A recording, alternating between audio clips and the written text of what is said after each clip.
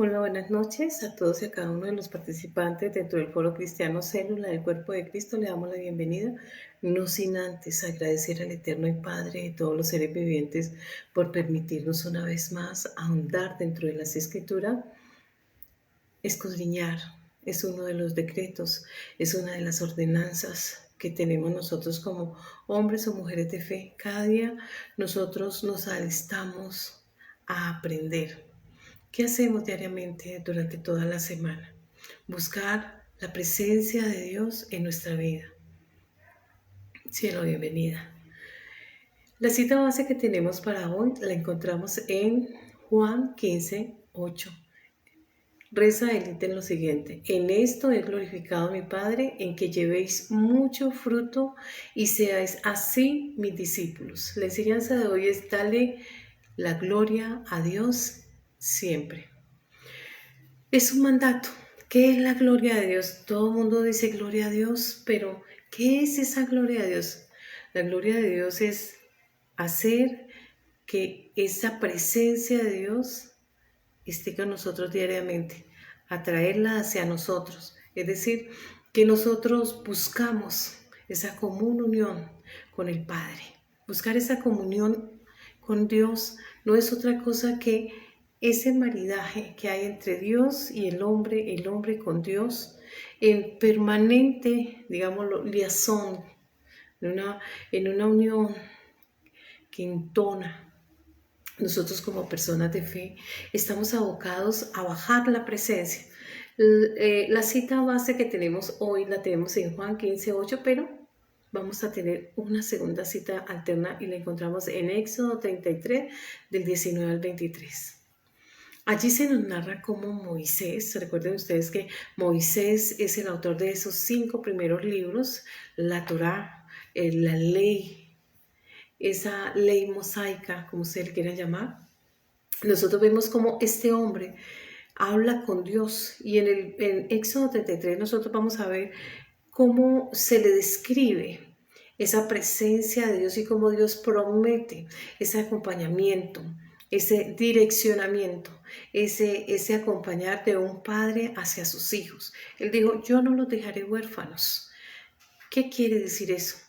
Nosotros como padres, en Lucas nos dice, si ustedes siendo hombres malos saben dar buenas dádivas a vuestros hijos. Está hablando de esa relación padre e hijos, de cómo nosotros como padres humanos, a pesar de que tenemos tantos hierros y que el estar en esta suká, en esta morada terrenal, implica que nosotros a veces nos desfasamos, como cualquier ser humano. A veces llámele hierro, error, equivocación. Nosotros estamos supeditados y somos vulnerables a equivocarnos. Esa es una naturaleza humana. Cualquier hombre o cualquier mujer está supeditado a esos errores, a esas equivocaciones. No obstante, cuando nuestro Señor Jesucristo está hablando y hace esa relación entre padres e hijos y cómo ese padre de familia siempre sabe dar lo mejor de él para sus hijos. Él no le va a dar lo que le sobra. Él no le va a dar lo que le obligan. Él le va a dar de su ser, de su sentir. Porque ese hijo o esa hija es parte de su vida.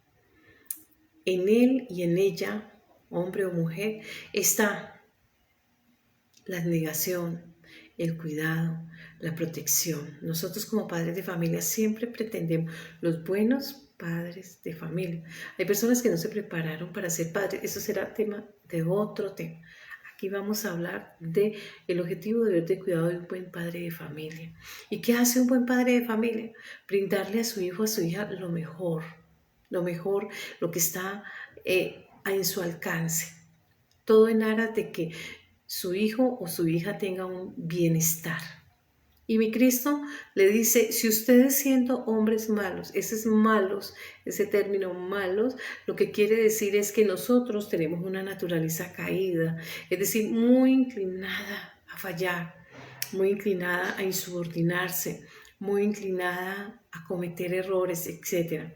Y nosotros le damos buenas cosas a nuestros hijos porque los amamos, porque son parte de nosotros. Nosotros aportamos para que estuvieran en este mundo terrenal.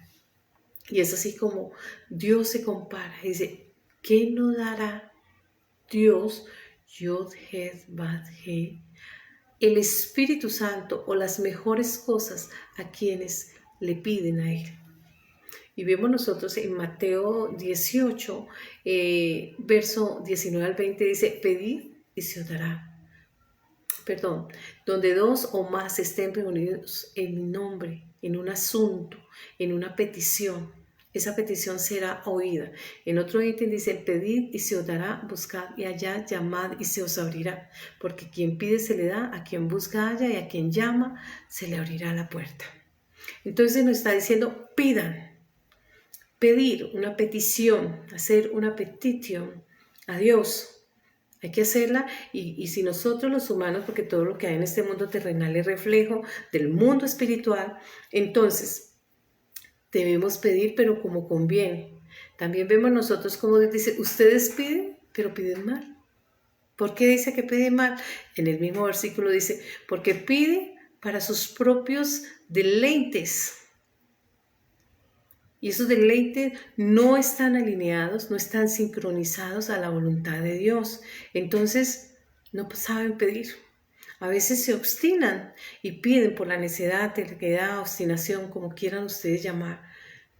Piden, pero no saben pedir, porque piden para su propio deleite. Nosotros pues tenemos que empezar a entender qué es aquello que nos conviene. Y para saber qué es lo que nos conviene, sencillamente apuntamos ¿a qué? A la voluntad de Dios. A veces nosotros pensamos, pero dale la gloria a Dios. ¿Y cómo agradecerle a Dios si estoy pasando una crisis, quizá una sentencia judicial en contra, quizá una enfermedad, quizá la pérdida de un ser querido, quizá un endeudamiento, quizá un encarcelamiento, crisis, caos? Ay, sí, ¿y cómo agradecerle en momentos tan difíciles? Nadie sabe el dolor que yo estoy pasando. He escuchado a muchas personas y es respetable y es entendible, porque están en un proceso de duelo, la pérdida de una relación sentimental. En fin, muchas son las razones por las cuales uno mira a las personas y tienen tristeza, dolor, angustia, enojo, frustración, resentimiento, rencor, etc. No terminaría ese listado tan grande en el cual nos escudamos a veces para no darle la gloria a Dios, para no darle las gracias a Dios. Pero la palabra dice que nosotros debemos de ser agradecidos. ¿Qué quiere decir eso? Pero es que usted no sabe. A veces me dicen, usted no sabe. Usted no sabe mi situación, usted no conoce mi circunstancia, usted no sabe mi pérdida, usted no sabe mi dolor, usted no sabe, usted no sabe. Nos escudamos y siempre pretendemos imputarle a un tercero exógeno aquello que nosotros debemos asumir. Ejemplo, a veces nos suceden cosas difíciles. Ejemplo, ¿quién les está hablando? ¿Quién les está hablando? Hace unos años atrás presentó muchas dificultades en diferentes áreas de su vida, pero quizá la más álgida, la más difícil, una enfermedad donde el dictamen médico era muy molesto, era muy difícil de aceptar en su momento. Pero dale gracias a Dios por todo eso que uno pasa. Porque es detrás de esa gran prueba, gran examen de vida, porque cada prueba es un examen de vida. Cada prueba es una oportunidad de crecimiento, es una oportunidad de madurar, es una oportunidad de carácter, es una oportunidad de crecimiento o elevación espiritual. Y con toda esa cantidad de circunstancias, yo me arrodillaba ante el Señor y le decía gracias. Gracias. En este momento quizá no comprendo muchas cosas, pero sé que todo lo que tú haces Hay un propósito de crecimiento. Hay algo que debo de aprender. Quizá me estás humanizando. Quizá, y empecé yo a dar gracias. Pero cuando nosotros nos aperturamos a agradecerle a Dios, cuando nosotros nos aperturamos a bendecir, cuando nos abrimos a dejar que la voluntad de Dios haga lo que debe de hacer en la modelación y formación de nuestro carácter, el constructo de nuestro pensamiento, la edificación de nuestros sentires, la maduración de nuestros actos, la formación de la manera en que nosotros tenemos que hablar y demás. Entonces empezamos a entender que todo tiene un propósito. Hay un propósito detrás de todo. A Marta, a Sandra, a Jamie, a Jeanette, a Natalia, a Cielo, todos los que se van agregando, bienvenidos, Dios les bendiga. Y oro para que el Señor, esta palabra que hoy siembra en su corazón, en su vida, sea un potencial para la transformación, el crecimiento y el constructo de la fe espiritual. Les bendigo en el nombre de mi Señor Jesús. Ahora bien, la presencia de Dios. ¿Dónde está esa promesa? En Éxodo 33. Escogí todo Éxodo 33, del 1 al 25, habla de la promesa de Dios y habla de, ahorita más adelante en el tiempo en que vamos evolucionando, yo les voy a leer diferentes porciones, partes, ustedes con más tiempo, desde sus hogares leerán todo el capítulo, pero voy a resaltar ciertos temas que tienen que ver con darle la gloria a Dios siempre, en lo bueno, en lo menos bueno, en lo álgido, en lo difícil, en lo gozoso, todo se le da honra y gloria a Dios. A veces nosotros somos muy dados a sembrar en nuestro corazón, en el área de nuestro corazón o nuestra alma, en nuestros pensamientos, sembrar todo aquello que es tóxico, venenoso, odio, rencor, resentimiento, enojo, frustración, amargura, etc. Pero cuando nosotros entendemos dos cosas. Una, Dios es todo. Dos, Él es el dueño de todos. Tres, Él hace su voluntad. Cuatro, nosotros somos algo infinito. Y nos ajustamos al todo. Lo particular al todo. Entonces, ahí ya empezamos nosotros a empezar a desglosar aquellas funciones o propósitos que nosotros tenemos en el trasigar de nuestra vida. En reiteradas ocasiones a mí se me pregunta cuando estoy en asesoría, ¿cómo hace? ¿Cómo hace usted para tal cosa si yo sé de usted tal otra? ¿Cómo hago? Lo primero, cuando uno como ser humano entiende, uno, lo corto de la vida. Génesis 3, 20, Génesis 3, 6 dice que es una fracción y en ese tiempo duraba la gente más 120 años. Hoy 100 años por ahí. Y muchos dirán, un siglo es grande, es harto, Mario, bienvenida, pero no. Cuando ustedes miran en retrospectiva, es decir, hagan de cuenta que van conduciendo y van a mirar por el retrovisor. Y lo que van a mirar es desde el momento en que ustedes tengan conciencia de sí hasta el momento de hoy. Y ustedes se van a dar cuenta a qué horas pasó todo eso. ¿Cómo pasó? Cuando ustedes se comparan con sus coterráneos, coetáneos en edad, también se van a preguntar. Y van a ver que lo efímero de la vida pareciera que fuera mucho tiempo, pero no es así. Lo que pasa es que cuando nosotros estamos en automático, es decir, estamos desconcentrados, distraídos, entonces sea en el trabajo, en las redes sociales, en lo que ustedes destinen su labor de tiempo, se van a dar cuenta que la vida es algo muy corto. Estamos muy preocupados por la estética, estamos muy preocupados por tener liquidez o flujo de capital, estamos muy preocupados por construir poder o construir fama o renombre o construir intelecto, ciencia y demás. Estamos muy preocupados, pero cuando nosotros vemos lo corto de la vida, entonces empieza a tener relevancia y connotación aquellas cosas que antes pasaban casi que indiferentes, pasan casi que imperceptibles a nuestros sentidos, porque gastamos nuestro tiempo en cosas banales, en lo terrenal, y pocas veces nos enfocamos en lo espiritual. Esta es la segunda fase de nosotros como seres humanos. Nosotros como seres humanos tenemos tres fases. Un pre, antes de nacer, una etapa previa, como una antítesis. Y tenemos esta etapa de vida terrenal, de los 0 a los 120. Vamos a colocarle el rango que nos dice Génesis 6.3. Y luego una etapa posterior, o sea, después de la muerte.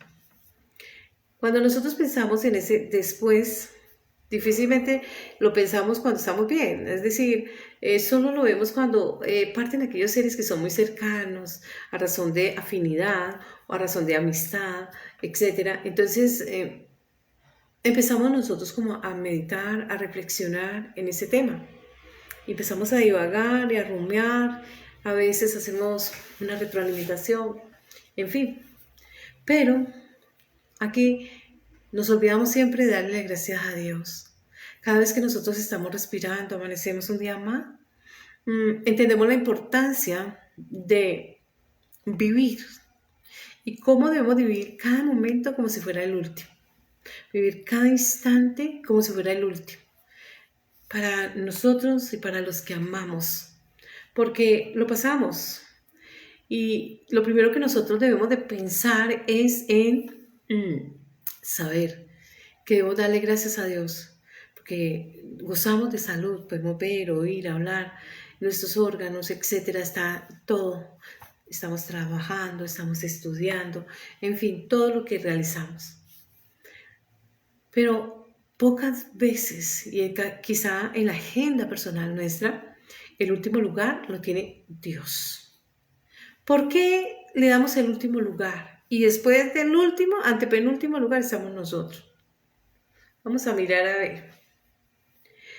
En Éxodo 33:18, Moisés le dice, te ruego que me muestres tu gloria. Y ese es el estudio de hoy. Dale la gloria a Dios. Y aquí Moisés, prototipo de Cristo al futuro, eso lo dice la Escritura, no lo digo yo. Entonces, está hablando que este hombre le está hablando a Yod-Heh-Vav-Heh y le está diciendo, te ruego, muéstrame tu gloria. ¿Y qué respuesta hubo ante esa petición? Ipso facto, le responde y dice, yo haré pasar toda mi bondad delante de ti. Él no dijo, yo haré pasar la bondad, la compasión, la misericordia, mi presencia delante de ti. Proclamaré el nombre del Señor delante de ti y tendré misericordia y tendré compasión, dice el Señor. ¿Por qué? Porque más adelante Él dice, no podrás ver mi rostro porque no me verá el hombre y vivirá. ¡Wow! Y entonces, ¿nadie ha visto a Dios? ¿Quién es este hombre que está hablando con Él y sin embargo le dice, solo puedes ver mi espalda? Mi dorso no lo puedes ver, mi espalda. Una parte de Él. Ahí está hablando del Mesías. Ese Dios hecho hombre. Ese Dios hecho hombre para que tú y yo hoy podamos verle. Pero le vamos a ver a través de sus palabras. De sus palabras dadas, entregadas a través de hombres que se apartaron, que se consagraron para Él y que a través de Él el Espíritu de Dios le inspiró para dejar por tradición oral, hoy escrita en los libros, biblos, en los libros, y nos van a llevar de oídas o de leídas al conocimiento de lo que es Él. Y entonces dice, te ruego que me muestres tu gloria. Yo haré pasar todo mi bien delante de tu rostro y proclamaré el nombre de Jehová delante de ti y tendré misericordia del que tendré misericordia y seré clemente para con el que seré clemente, dijo. Mas no podrás ver mi rostro porque no me verá hombre y vivirá. Y dijo aún Jehová, he aquí un lugar junto a mí, tú estarás sobre la peña de Oreb es Cristo. Está hablando del Mesías, está reafirmando el Mesías, porque nosotros vimos al Padre, ese gran océano, para darles un símil, pero una gota vino acá al mundo terrenal, hecho humano, el todo se desprendió para hacer un algo y mostrarnos su compasión, como lo dice acá, mostrarnos su misericordia, mostrarnos su amor, su clemencia. Clemencia, día, buenas noches. Nosotros pues vemos el amor de Dios inmenso. Él prefirió mostrarse, darse a conocer, primero de oídas y luego a través de los profetas y luego tomó forma humana. ¿Para qué tomó forma humana? Ese gran océano que es la presencia de Dios y esa gota que se desprende de Él a este mundo terrenal, para que el ser humano como tú o como yo, que no podíamos cumplir la ley, porque de alguna manera fallamos, somos muy dados a fallar, no porque queramos fallar, sino en ese aprender y error, acierto y error, acierto y error, nos equivocamos. Pero dice, 7 veces cae el justo, 7 veces se levanta. Una y otra vez nos vamos a levantar en atención a obedecer, a aprender de la praxis. Me equivoqué, vuelvo y me levanto, perdón y vuelvo y empiezo. Y así hasta que aprenda a a someterme a la voluntad de Dios, aprenda a anteponer la voluntad de Dios a la mía. Y eso es lo que estamos aprendiendo en este mundo terrenal, a ser obedientes, a hacer la voluntad de Dios, no la nuestra. Usualmente cuando nosotros estamos alejados de Dios, lo que hacemos es nuestra voluntad porque nos creemos un todopoderoso y es lo que yo diga. No. Es la voluntad de Dios antepuesta a mi voluntad, me supedito a su voluntad y aprendo a obedecer, a someterme en obediencia a lo que Él espera de mí. Y a eso venimos a este mundo terrenal, a aprender a ser obedientes, a someter. Por eso el Padre nuestro, que tanto lo sabemos, dice, hágase tu voluntad, como en el cielo. Allá los ángeles, arcángeles, querubines, serafines, en fin, hacen la voluntad de Dios. Todo ese mundo espiritual está sometido a la voluntad de Dios. Y nosotros los humanos tenemos que aprender esa obediencia, por eso se nos puso en este mundo terrenal, en esta suká, en esta morada, aquí provisional o temporal, para aprender a obedecer, para aprender a subordinarnos, para aprender a hacer caso. Lo diríamos en el término coloquial hoy. Entonces, ¿qué dice él? Yo te pondré en la hendidura de la peña. ¿Qué quiere decir eso? ¿De qué está hablando? La peña es Cristo. Cristo es la peña de Oreb. Esa peña, por eso cuando Moisés golpea reiteradamente la peña en 3 ocasiones, esa es la sanción porque esa peña es Cristo. Y la hendidura, recuerden ustedes que cuando está en la cruz allá hay un centurión que da un lancetazo en su costado, al lado de su corazón, y vierte agua y sangre, agua de vida y sangre de redención. La palabra de Dios, Cristo manifestado. En esa hendidura, en esa redención, nos colocará. Ese es el amor de Dios que está allí inmerso en este versículo. Y dijo, mas no podrás ver mi rostro porque no me verá hombre y vivirá. Y dijo aún, he aquí un lugar junto a mí y tú estarás sobre la peña. Decir Cristo es ese justo que nos redime, es ese Cordero de Dios, ese Salvador, ese ungido, aquel que fue enviado con la comisión de llevar a un pueblo, un remanente, hacerlo retornar hacia Dios, como el hijo pródigo frente a aquel hijo que fue necio, terco, insensato, ese hijo pródigo desobediente, hacerlo tornar nuevamente a Él. Hacer volver ese remanente, mostrar ese camino. Él es ese puente entre el hombre y Dios. Primera de Juan 2:1. Nosotros tenemos que aprender que darle la gloria a Dios es aceptar ese mensaje que les acabo de dar, que está escrito en Éxodo 33, del 19 al 23.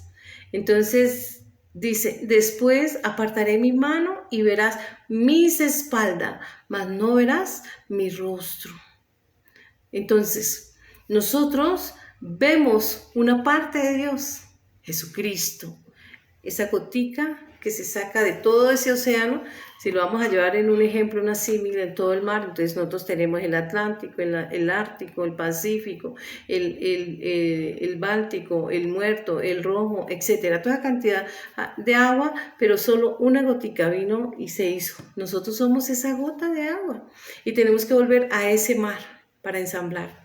Esa gota es individual cuando está en ese mundo terrenal, pero una vez vuelve al mar, ya es un solo mar. Como Dios es Ejad. Nosotros también vemos que la gloria de Dios entonces está haciendo referencia a la presencia de Dios que nos abraza. ¿Y cómo bajar? Es la presencia de Dios. Vamos a la cita base. Dice, en esto es glorificado mi Padre. ¿Quién está hablando? Jesucristo, el Mesías. ¿Y qué está diciendo? En esto es glorificado mi Padre. ¿Cómo se glorifica el Padre? En que llevéis mucho fruto, en que deis fruto. Ahora, dice la palabra, por sus frutos los conoceréis. ¿Y cuáles son los frutos que debe tener un hombre o una mujer cristiano? Y ya lo hemos estudiado en reiteradas ocasiones, lo hemos enunciado. Se llama por primera vez cristiano aquel pueblo que empieza en Antioquía a seguir a Cristo, a seguir su pensamiento. Entonces, ¿cuáles son esos frutos de un hombre o de una mujer cristiana? Eso está en Hechos 11:26, se me olvidó darles la cita. Entonces, porque este hombre o esta mujer va a repisar ese calco, ese croquis, ese mapa indeleble que está dentro de las escrituras, que es su testimonio de vida, del cual no lo dio él, sino que lo dieron hombres como los apóstoles, Marcos, Mateo, Lucas, Juan, Pablo. Entonces, vemos nosotros que ellos dieron el testimonio de Cristo. Y de lo que ellos vieron, dicen ellos, no escribimos sino una pequeña parte. Porque si hubiéramos escrito no nos alcanzarían los libros ni el papel para decir la cantidad de obras, la cantidad de señales, de milagros o de prodigios que el Mesías hizo en este mundo terrenal, de lo cual nosotros testificamos. Entonces, ese es el testimonio que nosotros hoy estamos repisando a modo de mapa, de croquis, y que nosotros debemos ejercer. ¿Y cuál es?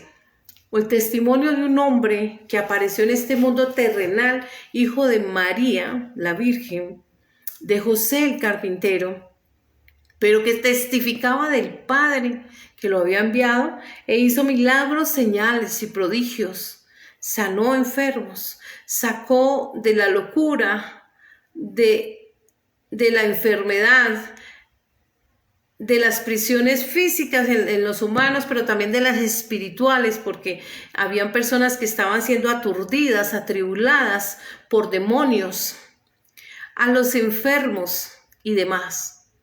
Por eso cuando él entra en escena para empezar el ministerio de él como humano en el mundo terrenal, pero a su vez como Mesías, el ungido de Dios, dijo, el Espíritu de Dios está sobre mí y me ha enviado. Isaías 60, Isaías 61, y empieza a decir, a sacar a los presos. ¿Cuáles presos? ¿Los que estaban delinquiendo en la cárcel? No. los presos, aquellos que estaban torturados, aquellos que estaban en demencia, en locura, en enfermedad y demás, para sanar. Porque desde la luz de la Escritura, el pecado es enfermedad del alma. Y estaban enfermos porque no entendían la palabra no la podían percibir porque el pecado les impedía, era óbice para que ellos entendieran la palabra. Y ustedes lo pueden ver cuando ustedes iniciaron a leer la palabra, cuántas veces empezábamos nosotros a leer y nos cogía el sueño, no podíamos andar un solo versículo más porque nos dormía. Y si lo podíamos leer, era como leer quién sabe qué, porque otro libro lo podíamos entender mejor que este y podíamos sustanciarlo, podíamos ejercer cuál era la esencia de ese libro, pero cuando leíamos la palabra solo leíamos cosas que nos abrumaban, guerras que decían que mataban niños, mataban personas, etcétera. Entonces mostraban a un Dios como vengativo, sangriento, que se deleitaba en que el hombre sufriera y etcétera. Y eso no es lo que dice la palabra.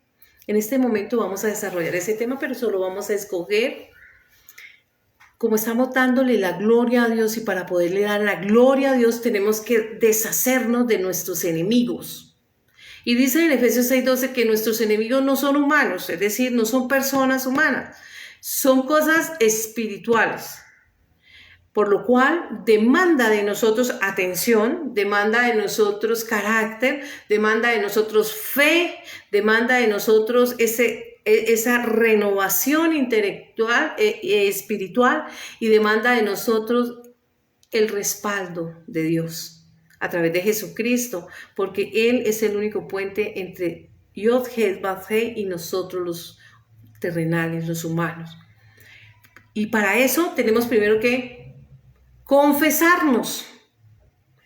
Y entonces ustedes me han preguntado en reiteradas ocasiones, bueno, entonces ¿cómo se confiesa uno? Porque pues, ¿cómo hacemos para saber cómo nos confesamos y qué? Lo primero que dice la palabra de la confesión, nosotros vemos varias formas de orar o de confesar.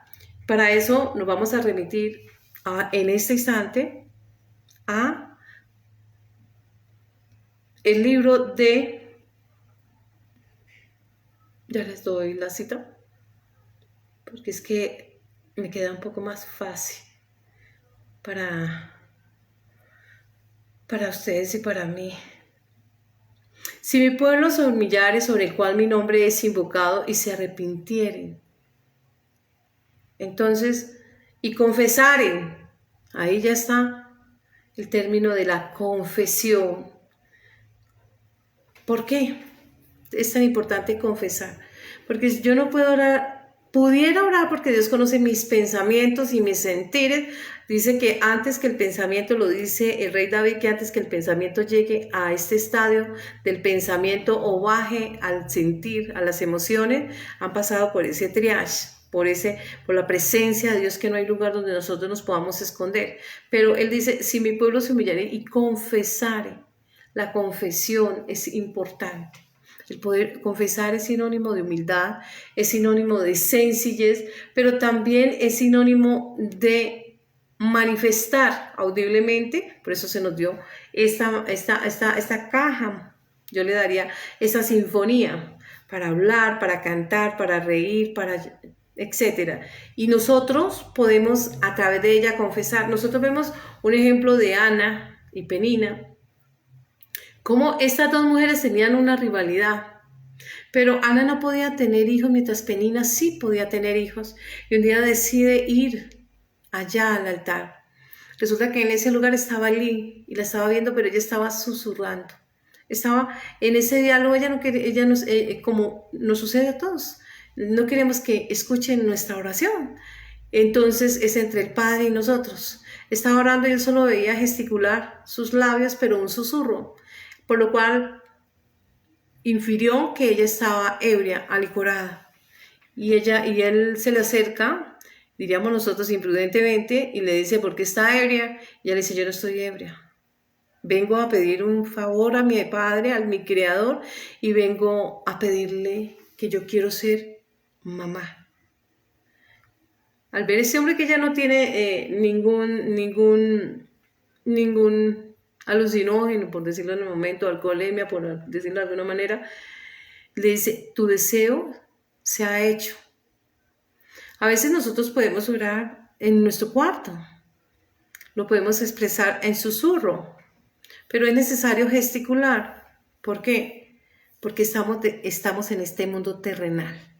Y en este mundo terrenal se lanzan remas, por eso tenemos boca, remas. Le ordenamos desde este presente hacia el futuro y podemos empoderar nuestra palabra y la podemos anclar de la mano del Creador, que está en la esfera espiritual y en la esfera terrenal, y materializar en este mundo terrenal aquello que sale a modo de petición desde nuestra alma. Y esa es una manera de darle la gloria a Dios, porque dice, el que se avergüence de mí, yo me avergonzaré del Padre, ante el Padre, de lo que esta persona se avergüenza de mí. ¿Qué es lo que pretende Dios? Es como cuando nosotros estamos en una relación de pareja y tenemos nuestro cónyuge. Entonces, si nuestro cónyuge está a nuestro lado y se avergüenza de nosotros, automáticamente nosotros soltamos su mano y tomamos distancia y ya hay una división. Eso sucede cuando igualmente es un símil en la relación con Dios. Cuando nosotros no trabamos un enlace de amistad, no trabamos o anclamos esa amistad con Dios diaria, esa comunicación diaria, lo estamos trayendo a este mundo terrenal, estamos buscando de su presencia, es decir, que su presencia descienda a esta suká, a este corazón, porque nosotros somos los recipientes. Por eso nosotros vemos en Joel 2:28 que se promete una chispa, una presencia del Espíritu Santo. En Hechos 2 se cumple en el aposento alto, estando 120 personas allí, en ese aposento alto, y dice que la medida, para dar una medida más o menos de capacidad, es una lengua de fuego en cada persona. Una pequeña chispa de la presencia de Dios en nosotros. Eso es la presencia, la gloria de Dios descendiendo hacia nuestra vida. Podemos empezar nosotros a pensar que en Éxodo 33, voy a leerles habíamos hablado de ello, de la presencia de Dios prometida está anunciado este capítulo. La presencia de Dios es la gloria de Dios. Y aquí en Éxodo, que es la ley o la Torá, Elohim, nuestro Padre, hace una promesa de que del acompañamiento de Él hacia nosotros los humanos. Recuerden ustedes que Egipto es representación, ese faraón es representación del pecado, es representación del pecado en todas sus manifestaciones y del adversario. Y Moisés es prototipo de Jesucristo. Él, el sacado de agua, entonces está en él, dice que nosotros, la palabra de Dios dice que nosotros somos cuerpo de Cristo. Ese remanente ha sido redimido por Jesucristo y es su cuerpo, es donde Él ejerce el señorío, son sus súbditos, Él es el control, el mando de esa nación espiritual. Es Cristo, ese Israel del que se habla. Entonces dice acá, y dijo Jehová a Moisés, anda, sube de aquí tú y el pueblo que sacaste de la esclavitud del pecado, que sacaste del desierto, a la tierra de la cual juré a Abraham, a Isaac y a Jacob, diciendo, a tu descendencia la daré. ¿Qué le dará? Tierra prometida. Es decir, Él le prometió una tierra nueva, unos cielos nuevos. Esa tierra y esos cielos son aquellos que nosotros dejamos allá en Génesis, que nos expulsaron por desobedientes e insubordinados y demás, resabiados y demás. Y esa tierra está ahí esperando porque para nosotros fue diseñada. Y dice, yo enviaré delante de ti el ángel y echaré fuera. Y va a nombrar 7 enemigos en el desierto de Israel. ¿Quiénes? Empezamos. Yo echaré al cananeo, amorreo, eteo, fereceo, heveo, jesubeo. Pero yo no subiré en medio de ti porque eres un pueblo de dura cerviz, no sea que te consuman el camino. La dureza del corazón, la necedad, la obstinación, la terquedad de la persona. ¿Qué está diciendo Dios en este versículo? Todas esas naciones que están abiertas ahí, que decía que teníamos que acabar con todo lo que había ahí, son símbolo, porque esto es un símil, ¿de qué? De ciertas demonios que atormentan al ser humano. Tenemos el cananeo, descendientes de, nosotros vemos por allá con Noé, Sem, Cam, Jafet.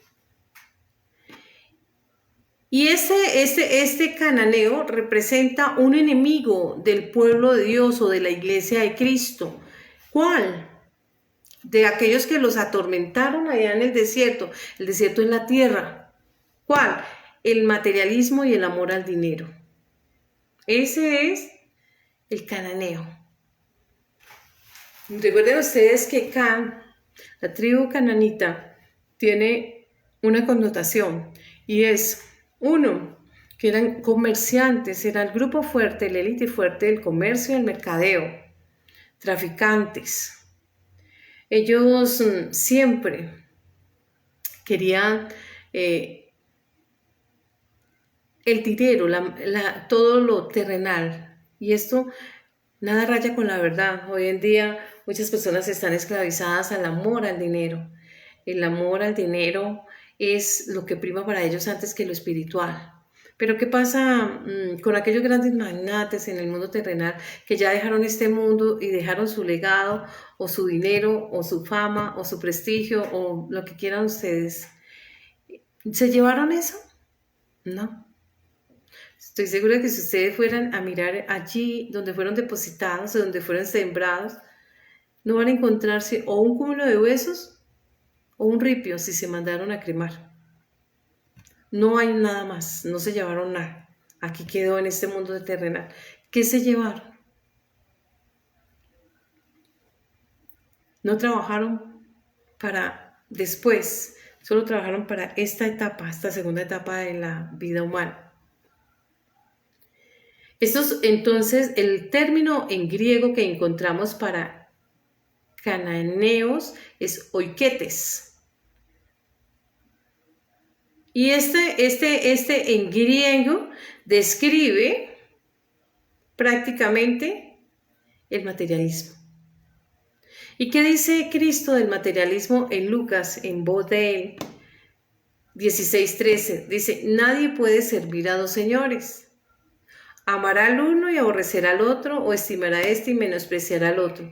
No podéis servir a Dios y a las riquezas, porque son excluyentes. Esto no quiere decir que nosotros en este mundo terrenal no vamos a trabajar. No, se trabaja. Pues ha sido bendecido en la esfera terrenal y ha sido bendecida en la esfera económica. Qué bien, pero no viva para ello. Trabaje su vida espiritual, enfóquese en lo trascendental y puede llevar coetáneamente el trabajo en su economía, que fluya y usted verá cómo administrará. Pero tenga siempre pendiente que lo espiritual se antepone a lo terrenal. Por eso es que demanda atención, porque cuando una persona empieza a enriquecerse, es un bolsillo roto que nunca va a encontrar fondo. Nosotros vemos cómo nuestro Cristo coloca un símil de un muchacho que se acerca y está seguro de que es un buen hombre. Y ahí lo dice que lo era. Pero cuando mi Cristo lo confronta con su verdad y le dice, entrega lo que tienes y dalo a los pobres, difícilmente se podía desprender de la riqueza. Porque yo creo que él pensaría que si se desprendiese de la riqueza, sería un humano más, sería una persona más y pasaría al anonimato. Eso no es cierto. Porque cuando nosotros empezamos a trabajar, a servir, a trabajar en pos de los demás, podemos a la par trabajar también, vivir holgadamente, pero no vivir para la riqueza, sino para el servicio. Nosotros ahí empezamos a ver, hace pocos días veía en las redes sociales Suena mucho. Dicen que Job, este hombre prestigioso, una persona que hizo su aporte en conocimiento y en todo lo de tecnología, y acumuló mucha riqueza, pero su riqueza no pudo devolverle la salubridad, no pudo darle la felicidad, ella no pudo llenarle sus vacíos, y en su deceso ya, en los últimos días de su vida, él podía decir: un reloj de millones de dólares y un reloj de ínfimo valor cumplen la misma función.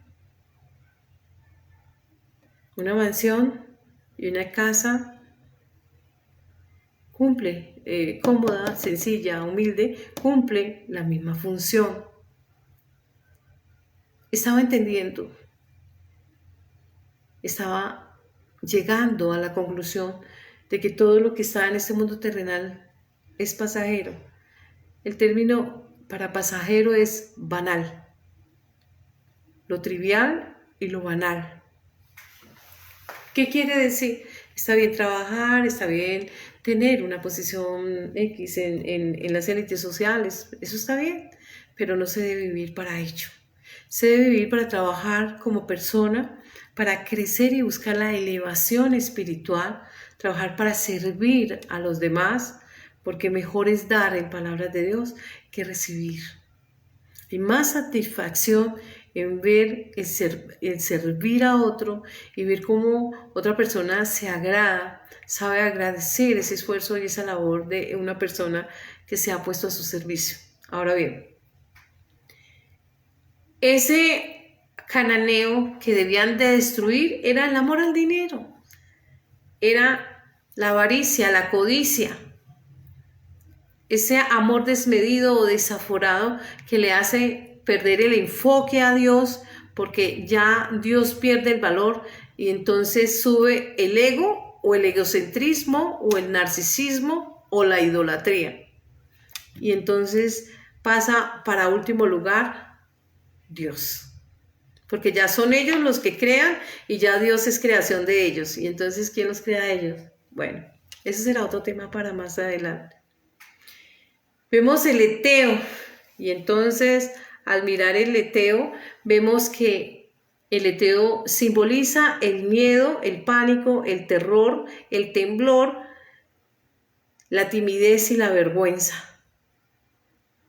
Ese mercader del miedo lo vemos mucho hoy, cuando vemos a muchas personas mercadeando con la fe a razón del miedo y el temor que le infunden a la persona.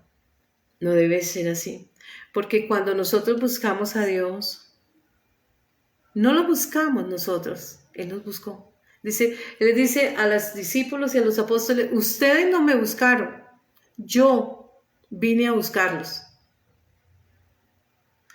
Decir, ustedes no tuvieron la intención, hicieron el mínimo esfuerzo en buscar mi rostro. Yo vine desde el mundo espiritual al mundo terrenal y yo los vine a buscar. Y les vine a enseñar, les vine a revelar, les vine a salvar, a redimir, les vine a hacer retornar a mi Padre. Ustedes eran esa oveja perdida, ese hijo pródigo que se fueron al mundo a vivir desordenada, desbordadamente, sin límites. Fui yo quien los buscó, no ustedes a mí. Entonces empezamos a mirar que ese eteo no es otra cosa que el mercadeo del miedo, del terror. Y hoy le estaba dando una analogía de cómo hoy se estaba evangelizando y se está evangelizando a razón del miedo. No. Dios es un Dios de amor, pero también de disciplina y de orden. Dios es un padre, Dios se compara como un padre de familia. Dice, si ustedes siendo hombres malos saben dar buenas dádivas a vuestros hijos, ¿qué no dará el Espíritu Santo Dios a quien se lo pida? ¿Por qué el Espíritu Santo? Porque es la mayor perla que puede tener el ser humano. Porque el Espíritu Santo le produce a usted el querer como el hacer, el querer obedecer, el querer hacer la voluntad, el querer apartarse, el querer buscar la honra de Dios, la gloria de Dios, la presencia de Dios, el ser agradecidos, el ser obedientes. Por eso esa cita. Nosotros pues vemos cómo todos estos hombres desde Génesis, Apocalipsis, escribieron y dan testimonio de la grandeza del amor de Dios, pero también de que Dios disciplina y cuál es la voluntad de ese Dios, qué es lo que busca en cada humano, hombre o mujer, en diferentes edades, culturas, economía, política, sociedad y demás. Nosotros tenemos que empezar a mirar. Miremos el amorreo. Él busca siempre dominar, siempre busca estar en la cúspide, siempre busca menospreciar. Entonces, este amorreo que busca ser superior, siente la necesidad de ser superior, siente la necesidad de ¿qué? De ejercer espanto, temblor y amedrantar, avasallar. Por eso nosotros vemos en Job 4, 14 y 15 lo siguiente, dice, me sobrevino un espanto y un temblor que me estremeció todos mis huesos, al pasar un espíritu por delante de mí, hizo que me erizara el pelo de mi cuerpo. Escozor. Nosotros empezamos a ver, cuando vamos ahondando, porque aquí lo vamos a tocar sumariamente, vemos cómo el enemigo es muy astuto y cómo el enemigo siempre va a gestar a través de todos estos demonios. Cuando Dios hablaba de todos estos enemigos que estaban enfrentando al pueblo de Dios y buscaban robar el arca de Dios, la presencia de Dios en el hombre. Allí es el lugar donde Dios hace descender su presencia. Entonces, ¿qué ataca? El cuerpo humano. El alma. A través del miedo, a través del espanto, a través de la enfermedad y demás. Esos son esos demonios que enfrenta el ser humano. El fariseo, él trabaja sobre la superficialidad, sobre la indecisión, la inseguridad, la baja autoestima. ¿Qué busca?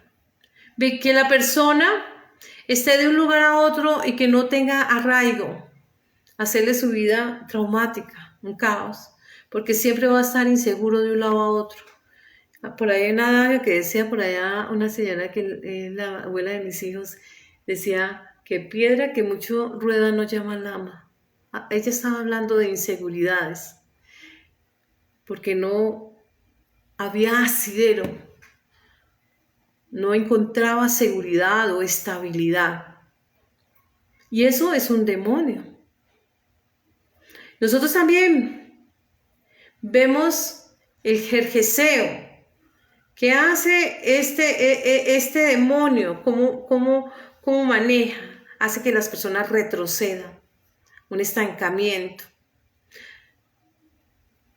Por eso dice que jerjeseo es el que pisa la arcilla. El ser humano es hecho de arcilla, que demanda su mínima expresión, porque el fin es que la persona no prospere y esté siempre estancada y ande en la miseria. Por eso era que Dios decía, tienen que aniquilar todo, sacar todo, saquen todo eso dentro de ustedes, porque lo que ello busca es que la presencia de Dios no esté en ustedes. Por eso querían el arca de Dios. Y cuando lograban coger el arca, que fue el caso de uno de los pueblos, entonces hubo tumoración y cánceres, enfermedades. Ahora bien,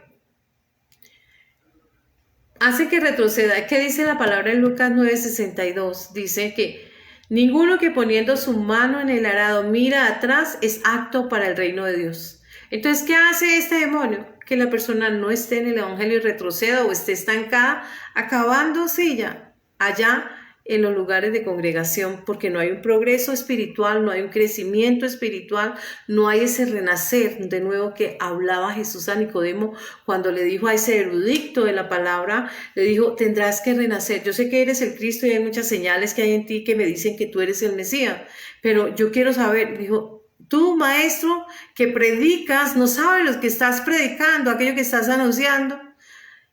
Debe renacer, debe haber una transformación, debe haber un cambio.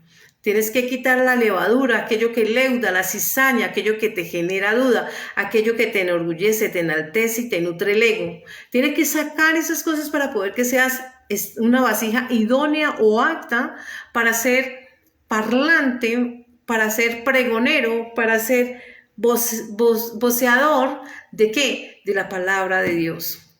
Esa es la razón por la cual nosotros debemos de empezar a entender la palabra, porque para eso vino el enemigo, a engañar, a robar y a destruir. Y lo que hace este demonio es hacer que hay un estancamiento, la persona no ve la necesidad de un cambio y va a estar ahí perdiendo el tiempo. No hay otra razón. Porque no hay un crecimiento, no entiende el evangelio, no trabaja para el evangelio, no aplica los cambios, no hay nada de cambio en su vida espiritual y en su vida terrenal, en los cambios. En el testimonio no se van a ver nada de diferencia. Lo único que hay es como cuando nosotros cambiamos de partido político, el color de un trapo a otro, rojo, azul, verde, amarillo, de que cualquier color. Ahora bien, nosotros podemos ver otra connotación de otros de estos adversos y decimos nosotros el jebuseo. Lo que busca es humillar, hollar, abatir, destruir. Son habladores de vanidad, son orgullosos, son soberbios. Entonces empezamos nosotros a mirar que primero para darle la honra y la gloria a Dios, tenemos que hacer lo que Dios nos mandó aquí en Éxodo 33:1, sacar esos enemigos de nuestra vida, que están no externos. Porque a veces nosotros estamos cotidianamente pensando que son las externos, personas humanas iguales a nosotros, que son adversos, antagónicos, opositores y demás, no. Dice, vuestra pelea no es contra carne ni sangre, no son humanos contra humanos, sino son cosas espirituales.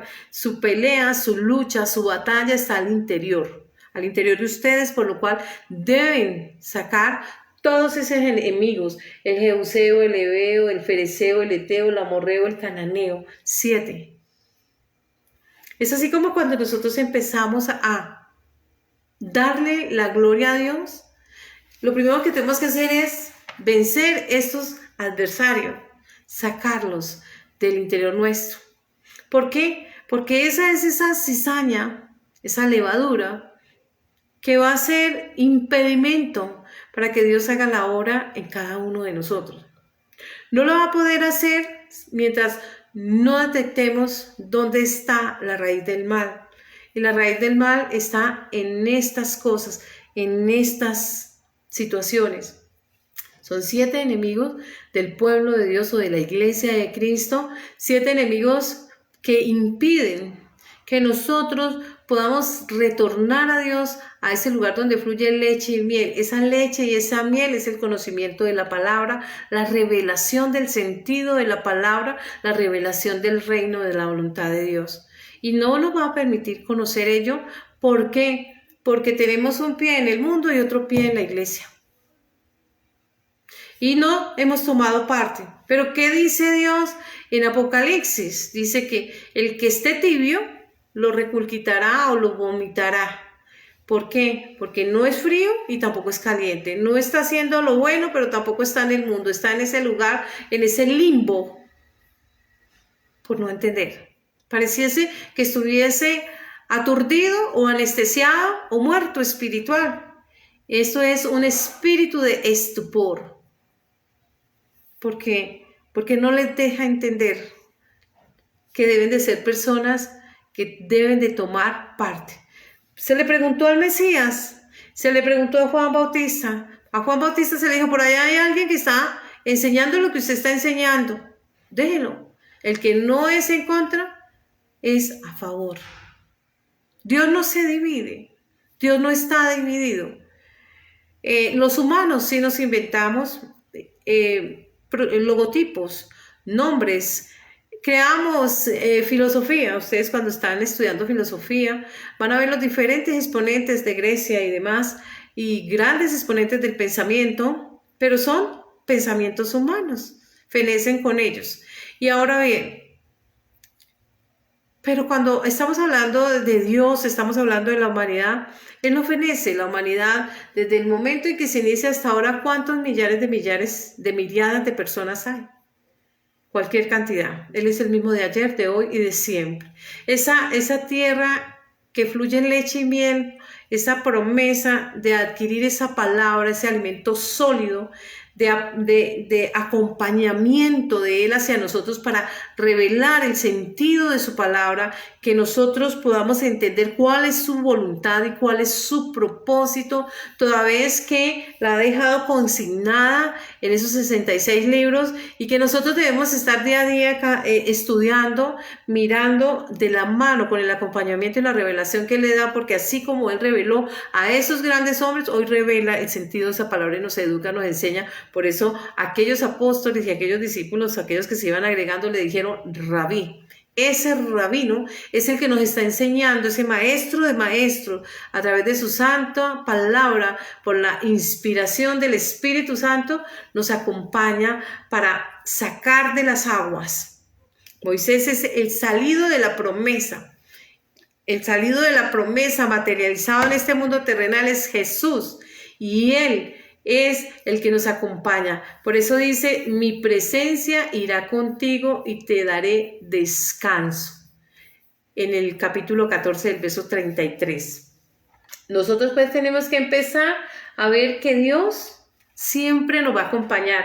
Él le dice, y Él le dijo, mi presencia irá contigo y te daré descanso. Y Moisés respondió, si tu presencia no ha de ir conmigo, no me saques de aquí. Necesitamos ese acompañamiento a través del Espíritu de Dios, el acompañamiento de su Santo Espíritu que nos guíe, que nos enseñe en el trasegar de nuestra vida, desde el primer día en que nacemos hasta el último en que estamos en este mundo terrenal, qué es encontrar esa gracia para hacer descender esa gracia sobre nuestra vida, para hacer descender esa gracia en nuestro corazón. Ahora bien, la presencia de Dios prometida a toda la humanidad, pero obligada, no. Por eso dice que nosotros debemos dar un paso al frente de aceptación para invitarle. Por nosotros vamos a Apocalipsis 3:20 y dice, he aquí yo estoy a la puerta. Está hablando en primera persona. Yo, el yo soy, y te llamo. Si alguien oye que están golpeando a las puertas de su corazón o de su vida y se queda sentado escuchando, no pasa nada porque yo no paso. Él es caballero. Pero si alguien abre la puerta, debe dar el primer paso, aperturarse, darle la bienvenida, recibirle, aprender de él, estar disponible a su enseñanza, a los cambios, a lo que él propone, a su propuesta, a recibir ese legado de promesas. Entonces hay esos cambios. Se generan esos cambios que son importantísimos en la vida humana.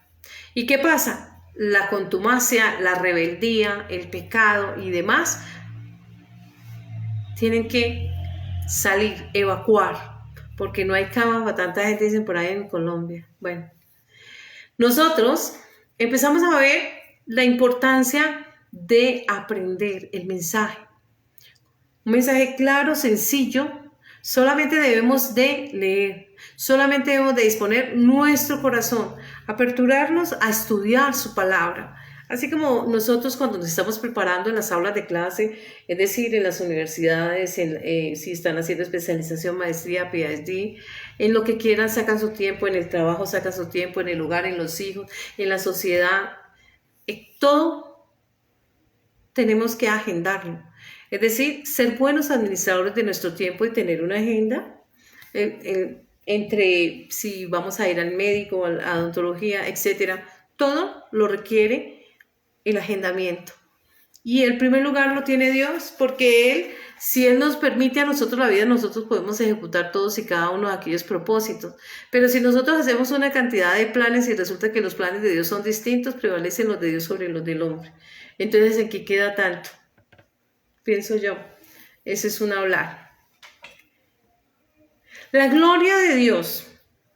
Este lema de la gloria de Dios que nosotros lo vemos mucho en el jorgor de la fe, del dogma de la fe, no es otra cosa que la invitación a desafiar, la invitación a inspirarse, la invitación a elevar el alma, a crecer espiritualmente, a permitirle a Dios mostrarse a usted, que se revele y se muestre en esencia de quién es, cuál es su carácter, cuál es su voluntad, qué es lo que le distingue, de conocer sus propósitos y todo aquello que ha diseñado para nosotros en nuestra vida. Eso es la gloria de Dios. Permitirle a Él mostrarse para que el desafío es que nosotros empezamos a apartar nuestro tiempo, empezamos así como hacemos vida social, política, etcétera, entonces sacamos el tiempo para a través de la palabra, de aquellos testimonios que dieron hombres que tenían su vida espiritual apegada a Dios, seguían el trazo y el calco en obediencia, y ellos hoy dan testimonio en el lapso del tiempo, venciendo tiempo, modo, lugar y espacio. Y hoy nosotros de leída o de oída, si estamos escuchando el discurso, le conocemos porque se ha mostrado, se ha revelado a nosotros y nos muestra su esencia misma, nos muestra quién es, cómo es su carácter, cuál es su voluntad, qué es lo que le distingue a Él como Dios y sus propósitos en nuestra vida. Eso fue lo que hizo Moisés. Moisés es un hombre que desde el primer momento que fue colocado en aquella arquilla y le saca la hija de Faraón de ese lugar, la hija de Faraón de ese lugar para constituirlo en rey. Así que tiene que ver eso con lo que usted está hablando. La hija de Faraón es la humanidad, Faraón es el diablo, es lo terrenal, es el pecado. Y ese hombre fue instruido porque vino a esta tierra como nosotros humanos para llevar nuestro pecado. Y ese hombre fue formado. Existe en lo espiritual porque es Dios, acá en presencia humana, una gotica. Él se desprendió de su deidad y vino a este mundo terrenal. Se mostró y se manifestó como un humano. Pensó, lloró, lo vimos llorar en el huerto, lo vimos comiendo y cenando con hombres y mujeres, consagrados y no consagrados, pecadores y no pecadores. Ahí estaba con todos, pero todos le vieron. Y ahí está, y está consignado el testimonio. Y es real y es cierto y es veraz. Ahora bien, la humanidad le sacó de la promesa, la palabra de Dios, ese es el agua. Y a su lado estuvo. Fue llevado al desierto, a la tierra, y allí presentó todas las pruebas, allá en Lucas 4, Mateo 4, los 3 tópicos de la humanidad, donde falla la humanidad y cae la gracia de Dios, y reconcilia a la humanidad con Dios, y la palabra dice que quien peca muere irremisiblemente. Él murió, no le quitamos la vida. Él mismo dijo, ustedes no me quitaron la vida, yo la puse y yo la tomé.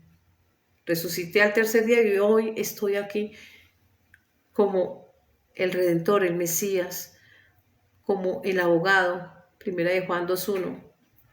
¿Para qué? Para reconciliarnos, para darnos a nosotros carácter, formarnos en carácter, darnos voluntad, para que nosotros podamos ejercer ese dominio propio, para que nosotros podamos distinguir lo bueno de lo malo, para que nosotros podamos tomar decisiones asertivas, para que nosotros podamos entender que el carácter suyo es que nosotros seamos santos y que tenemos la capacidad y el carácter para vivir en santidad, alejándonos de todo aquello que infringe la ley o que Él aborrece. Eso es lo que se resume el Evangelio en ello. Entonces vemos nosotros que la gloria de Dios no es otra cosa que traer la presencia de Dios a nosotros y nosotros ser agradecidos con Él y adorarle. Gracias por la vida, gracias por el alimento, te exalto, y estar en continua comunicación con Él. Nosotros vemos como gloria en hebreo es Kabot, que significa peso, esplendor y honor. Esto apunta automáticamente hacia Dios. Peso, esplendor y honor, porque Dios es en lo alto, en lo ancho, en lo profundo. Es decir, nosotros somos algo finito, la gota de agua que sale del océano. Esa gota toma identidad, una vez la cojo en un gotero y está apartada de todo el agua. Ahí se identifica y es un individual particular. Pero si la devuelvo al mar, ya no es una gota, es el mar. Ese mar es Dios en todo su esplendor, para darles un símil.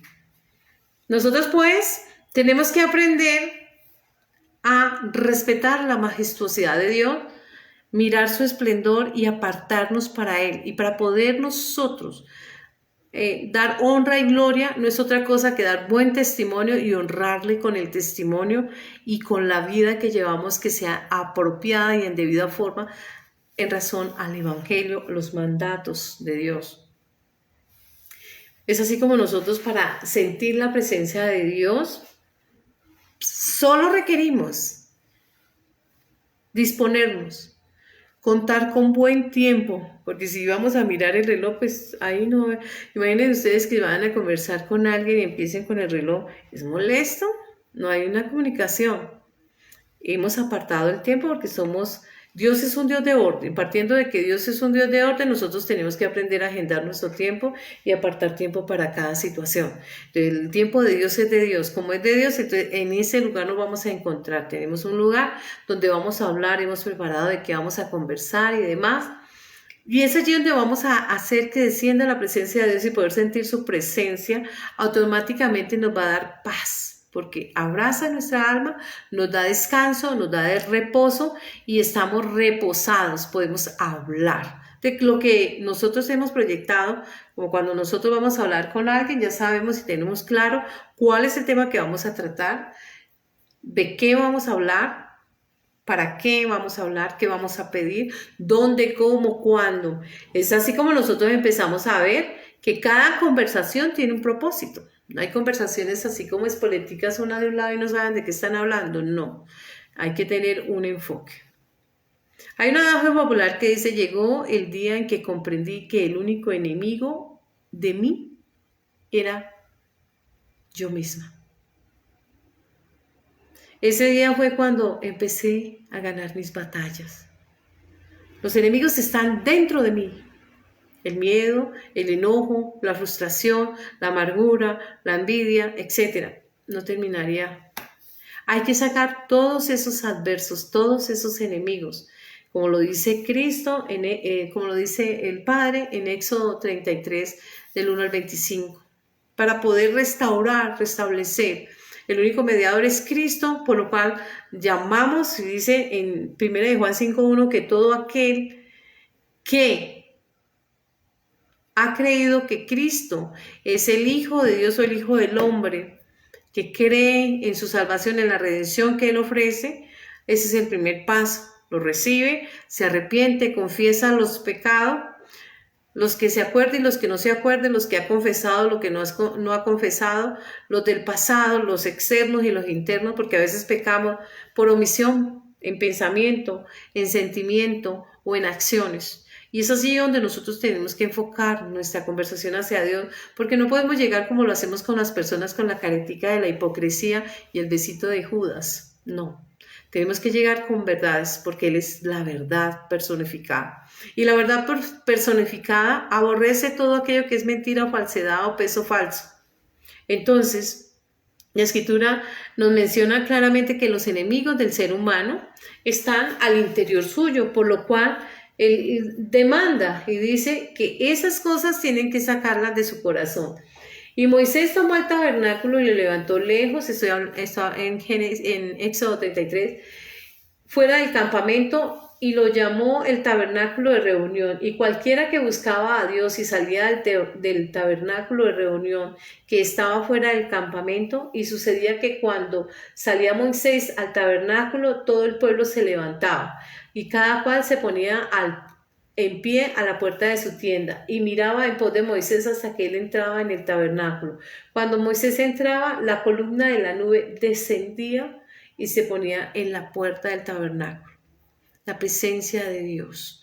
Él se alejaba de todas las personas y solo entraba él. Dios y él y Dios. Los demás estaban fuera. ¿Para qué? Para conversar, para tratar un tema. Cada vez que ingresaba había un tema determinado, una conversación. ¿De qué quieres conversar con él? ¿De tu salud emocional? ¿De tus hijos? ¿De tu cónyuge? ¿De tu trabajo? ¿De qué vas a hablar con él? Prepara y prepara los tópicos y también aquellas peticiones, pero tenlas claras que te convengan, no para tus deleites y tus placeres terrenales. Eso difícilmente. Dice, buscar a Dios y a su justicia y lo demás será añadido. ¿Por qué lo demás es añadido? Dios lo sabe todo. Él sabe qué necesidades tiene. Él sabe, pero lo que quiere Dios es que tú le busques a Él. No que lo utilices, sino le busques a Él porque has entendido que tú eres parte de Él, que eres esa gota de agua de aquel océano que se quiere introducir. Introducir es bautismo, iniciación, que tienes que morir a lo terrenal para poder introducir en el ámbito espiritual y poder acercarse a Él. En esa conversación vamos a tratar temas y entonces tu agenda ya está lista. Cada agenda es distinta una de otra. No sé cuál es aquella necesidad o aquella circunstancia o aquella situación que usted está buscando. Ahora bien, dicho esto, ¿para qué? Para que Él le muestre el camino, para que Él le dé un concepto, para que Él le dé una instrucción, para que Él le diga qué hacer, porque Él es Dios. Y Él conoce su propósito. Dios quiere que busque primero lo espiritual, aquellos cambios, sacar todos esos rebecos, todos esos resabios, sacar todas esas cuestiones que le alejan de Dios, que le impiden entender a Dios, que le impiden iniciar su proceso de perfeccionamiento y de cambio y de transformación para bendecirle en la esfera espiritual desde este mundo terrenal, y al bendecirle en este mundo terrenal le puede dar aquellas bendiciones que necesita para desarrollar en este mundo, que son necesidades. Él suple todas las necesidades porque Él conoce las necesidades de todo y de cada uno. Nosotros pues tenemos que empezar a entrar a ese tabernáculo, a entrar, que la gloria de Él descienda y que nosotros sepamos hablar, expresar, pedir a conveniencia, como me conviene a mí. ¿Y qué es lo que me conviene a mí? Aquello que atañe a mi alma, aquello que atañe a mi cuerpo, a mi pensar, a mi sentir, que es mi yo. Esos cambios que se necesitan y se requieren aplicar. Casi siempre estamos mirando el pasto del vecino y siempre nos va a parecer más verde y mejor y más bonito. ¿Por qué? Porque no hemos tenido tiempo de ordenar nuestra casa y tener un pasto mejor y verde y empezar a trabajar en nosotros. No tenemos nada que envidiar a otra persona. Tenemos que trabajar en nuestra propia personalidad. Por eso dijo Moisés a Jehová: tú me dices a mí, saca este pueblo, y tú no me has declarado a quién enviarás conmigo.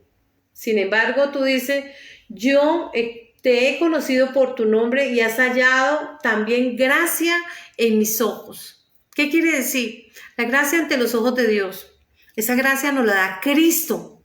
Él es el que hizo esa gracia, no por obras para que nadie se vanaglorie, sino por poder de Dios. El que hizo la gracia, la hizo Cristo. Entonces, así nosotros hallamos gracia ante nuestro Padre a través de los ojos de Jesucristo, la obra que hizo Cristo en su nombre. Nosotros pues, dice, ahora pues, si he hallado gracia en tus ojos, te ruego que me muestres el camino. ¿Quién dijo yo soy el camino, la verdad y la vida? Jesucristo. Entonces, le muestre a Cristo en su vida. ¿Cómo estás andando con Cristo? ¿Cómo es tu relación? ¿Es álgida? ¿Deteriorada? ¿O es fuerte? ¿Cómo está la relación con Él? Para que tú sepas ¿Cómo va a ser el resultado de esa conversación, de esa petición? Si la obtienes o no. Y él le dijo, mi presencia irá contigo. El Espíritu de Dios está con nosotros. Esa es la presencia de Dios. Te daré descanso. Bendito el nombre de nuestro Elohim, de nuestro Señor Jesucristo, el Espíritu Santo. Nosotros pues solo tenemos que andar conforme a su voluntad. Tenemos que buscarle y debemos estar cómodos en esa relación. Debemos estar cómodos en esa conversación. No puede ser un cinturón de fuerza inelástico que no nos deja mover. Tiene que ser algo fluido, que fluya en nuestro interior. Entonces, esa es la gloria de Dios. Toda vez que estamos hablando de la gloria de Dios, estamos hablando de la presencia de Dios en nuestra vida para nosotros poder dar testimonio de lo que Dios hace, ha hecho y hará en nuestra vida. Y ese testimonio hablará, no nuestra boca, las acciones, nuestro ser, hablará y les contará las grandezas, esa sinfonía de lo que es Dios. Es así que la presencia de Dios puede descender al arca, al alma, porque esta azúcar se apartó, esta tienda temporal, provisional, se apartó para Dios. El alma está reposada, está lista a ensamblarse al Espíritu de Dios.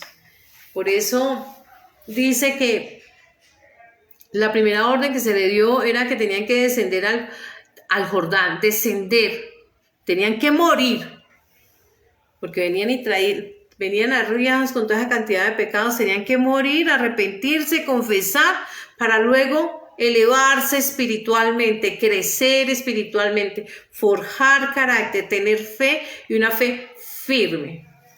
Esa es la decisión que nosotros debemos de tomar. Eso es, y esa es la manera de nosotros honrar a Dios, cuando lo estamos dando buen testimonio, cuando nosotros estamos llevando una vida acorde, cuando nosotros estamos claros, cuando nosotros estamos reposados y sobre todo cuando somos felices al lado de Dios. Una vez se me preguntó a mí hace varios años, me decían, o su Dios o yo. Y yo me sonreí. ¿Por qué me sonreí? Porque tenía clara mi respuesta. Yo escogí a mi Dios. Y si volviera a nacer, lo vuelvo a escoger. Y esa es mi mejor decisión. La decisión más grande, bendito el nombre de nuestro Señor Jesucristo. A Mari, a Marta, a Clemencia, a Tati, a Ginette, a Manuel, a todos los que están en esta reunión, les bendigo en el nombre de nuestro Señor Jesucristo, ponen mano en el corazón y nos ponemos de acuerdo porque la palabra de Dios dice en Mateo 18, 19 y 20 dice que cuando dos o más se ponen de acuerdo en un asunto, y el asunto en que nos ponemos de acuerdo hoy es que Dios haga descender su gloria en su vida. Que hoy Dios sea parte de su vida para que le acompañe todos los días, para que haga milagros, señales y prodigios, no solamente al interior suyo, sino a toda su familia se extienda, a sus bienes, a su profesión, a toda su labor. Bendito Padre Celestial, amado Dios y amado Padre, en el nombre de nuestro Señor Jesucristo nos ponemos de acuerdo con todos y cada uno de los hermanos que en este momento estamos unidos en oración y nos ponemos de acuerdo con mi Señor Jesucristo, con su Santo Espíritu, con su palabra profética. La palabra profética y el rema que se abre en este momento está dicha por mi Cristo y dice que todo lo que le pidiéremos al Padre en su nombre, Él lo hará porque el Hijo glorifica al Padre, lo que pidiéremos lo hará. Ello está escrito en Juan 14, 13, 14.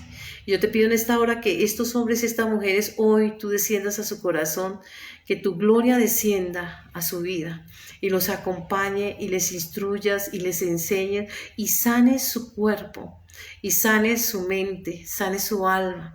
Cuando hablamos de esa sanidad del alma es que le limpies de todo pecado del pasado, perdona todos los pecados que te están confesando, pero también aquellos pecados del pasado, aquellos pecados confesos y aquellos ocultos, aquellos pecados, Señor, que aún, Señor, ellos no tienen memoria por acción del tiempo, Padre amado. Nos arrepentimos y lo confesamos y confesamos que somos pecadores y nos arrepentimos. en el nombre de nuestro Señor Jesucristo y confesamos que Cristo es el Mesías y Él es el Cordero de Dios por la expiación de los pecados y el sumo sacerdote, quien tiene el poder para perdonar y para retener pecados. A ese le ha otorgado las llaves de los cielos para redimirnos, para perdonarnos y para limpiarnos. Ora en cada vida, Señor, en este momento. Quita toda incredulidad, toda duda, quita toda arrogancia, soberbia, orgullo, todo aquello que impida el crecimiento. Y lava, Señor, en tu divina y tu santa, gloriosa presencia, Señor. Lava en tu sangre redimida, que miramos allí al Gólgota, Señor, allí a Cristo, Señor. Él es quien llevó nuestros pecados, porque así está escrito en Isaías 53:5. Molido fue por nuestras rebeliones, herido por nuestras transgresiones, nuestro pecado fue sobre él, y por su llaga somos nosotros sanos. Gracias, Señor, por salvarnos y redimirnos. Gracias por bendecirnos. Ayúdanos en nuestra fe. Abre el entendimiento. Así como el apóstol Pablo, Señor, a la imposición de manos, porque tú le ministraste a través de Ananías, Señor, y cayó las escamas de sus ojos espirituales, Señor. Así caiga en este momento la escama del pecado de los ojos de tu pueblo. Te damos gracias, Señor. Gracias, gracias. Te honramos y te glorificamos. Te damos honor, honor y gloria. Bendito por siempre, Señor, porque tuyo es el reino, el poder, la gloria. Así lo dice en Mateo 9:13, Padre amado. Te agradecemos en Cristo Jesús. Amén, amén y amén. Bendiciones para todos y una feliz noche.